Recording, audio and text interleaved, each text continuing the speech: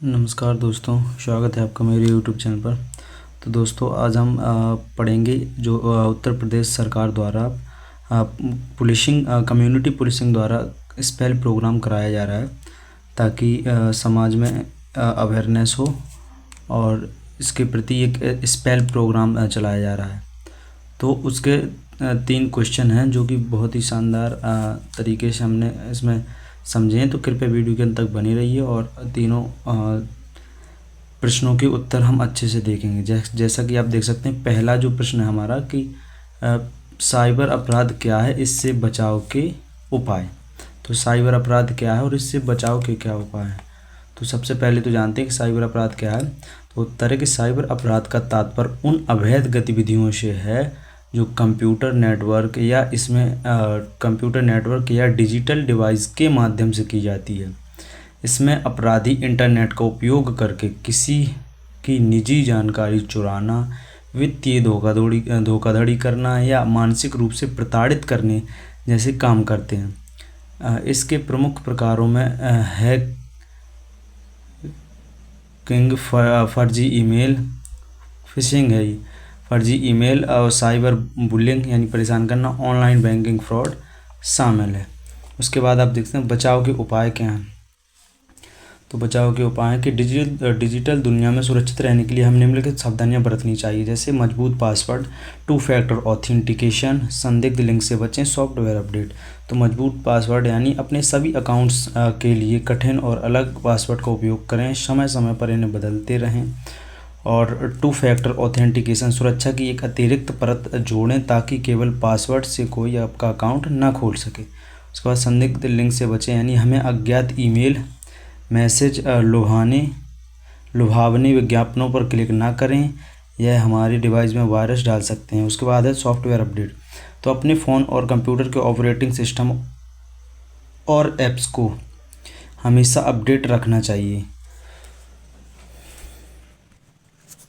आगे पॉइंट्स हैं सार्वजनिक वाईफाई, यानी जो सार्वजनिक वाईफाई भी लगी रहती है हर जगह। तो बैंकिंग या महत्वपूर्ण लेन देन के लिए खुले और सार्वजनिक वाईफाई का उपयोग करने से बचें। उसके बाद गोपनीयता। तो सोशल मीडिया पर अपनी निजी जानकारी जैसे घर का पता या फ़ोन नंबर हमें साझा नहीं करना चाहिए। उसके बाद एक इम्पोर्टेंट चीज़ है कि यदि हम साइबर अपराध का शिकार होते हैं तो तुरंत www.cybercrime.gov.in पर शिकायत दर्ज करें या हेल्पलाइन नंबर 1930 पर कॉल करना चाहिए। उसके बाद दूसरा क्वेश्चन है हमारा कि नशा मुक्त समाज में युवाओं की भूमिका। तो इसका आंसर आप देख सकते हैं कि नशा मुक्त समाज के निर्माण में युवाओं की भूमिका अत्यंत महत्वपूर्ण और निर्णायक है। युवा किसी भी देश की ऊर्जा और भविष्य होते हैं। यदि वे जागरूक हैं तो पूरे समाज की दिशा बदली जा सकती है। नशा मुक्ति में युवाओं के योगदान को हम निम्नलिखित बिंदुओं से समझा जा सकता है, जैसे स्वयं का संकल्प, जागरूकता का अभियान और शिक्षा और परामर्श। तो स्वयं का संकल्प यानी सबसे पहले सभी युवाओं को स्वयं नशे से दूर रहकर एक उदाहरण पेश करना चाहिए। नहीं कहने की हिम्मत ही सबसे बड़ी शक्ति है। उसके बाद जागरूकता अभियान। युवा सोशल मीडिया, नुक्कड़ नाटकों, रैलियों के माध्यम से नशे के दुष्प्रभावों के प्रति लोगों को सचेत कर सकते हैं और हम अपने साथियों को, सहपाठियों को दबाव से बचा सकते हैं। उसके बाद शिक्षा और परामर्श। तो शिक्षित युवा नशे की लत में फंसे लोगों को विशेषज्ञों की मदद लेने के लिए प्रेरित करना चाहिए। उसके बाद स्वस्थ जीवन शैली। तो खेल कूद, कला और योग जैसी रचनात्मक गतिविधियों को बढ़ावा देकर युवा समाज का ध्यान नशे जैसी बुराइयों से हटाकर सकारात्मकता की ओर मोड़ सकते हैं। निष्कर्ष। तो जब युवा संकल्प लेते हैं तो न केवल एक परिवार बल्कि पूरा राष्ट्र नशा मुक्त और सशक्त बनता है। उसके बाद तीसरा क्वेश्चन हमारा है कि कम्युनिटी पुलिसिंग क्यों आवश्यक है। तो उत्तर है इसका कम्युनिटी पुलिसिंग आधुनिक समाज में कानून व्यवस्था बनाए रखना एक प्रभावी मानवीय दृष्टिकोण है। इसकी आवश्यकता निम्नलिखित कारणों से है, जैसे विश्वास की बहाली, अपराध निवारण। तो विश्वास की बहाली यानी पुलिस और जनता के बीच अक्सर भय या अविश्वास की खाई होती है। कम्युनिटी पुलिसिंग आपसी संवाद के जरिए इस दूरी को कम करती है और पुलिस की छवि एक दुश्मन दमनकारी बल के बजाय सहायक मित्र के रूप में बनाती है।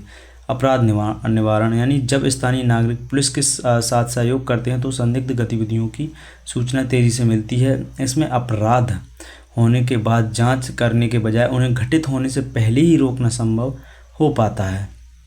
उसके बाद है संसाधनों का कुशल उपयोग। तो संसाधनों का कुशल उपयोग यानी पुलिस बल की संख्या हमेशा सीमित होती है। जनता की भागीदारी से पुलिस को अतिरिक्त आँखें और कान मिल जाते हैं, जिससे हम कम संसाधनों में बेहतर सुरक्षा सुनिश्चित होती है। उसके बाद सामाजिक समस्याओं का समाधान। कई विवाद जैसे झगड़े या पड़ोस के विवाद कानूनी से ज़्यादा सामाजिक होते हैं। स्थानीय स्तर पर इन्हें सुलझाकर अदालतों और थानों का बोझ कम किया जा सकता है। उसके बाद निष्कर्ष है कि कम्युनिटी पुलिसिंग केवल अपराध नियंत्रण नहीं बल्कि एक सुरक्षित और जिम्मेदारी का हिस्सा सामंजस्य पूर्ण समाज के निर्माण की नींव है। यह नागरिकों में सुरक्षा की भावना और जिम्मेदारी का एहसास जगाती है।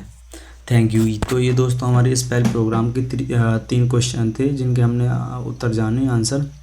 तो ये बहुत ही इम्पोर्टेंट है क्योंकि उत्तर प्रदेश सरकार द्वारा ये इस पहले प्रोग्राम चलाया जाता है, जो कि बहुत ही महत्वपूर्ण है। इसमें छात्र सब पुलिसिंग कम्युनिटी के बारे में जान व पढ़ रहे हैं। तो चलिए दोस्तों, इसकी जानकारी अच्छी लगी हो तो कृपया वीडियो को लाइक ज़रूर करें और चैनल को भी सब्सक्राइब जरूर करें। इसी के साथ मिलते हैं नेक्स्ट वीडियो में। तब तक के लिए जय हिंद, जय भारत।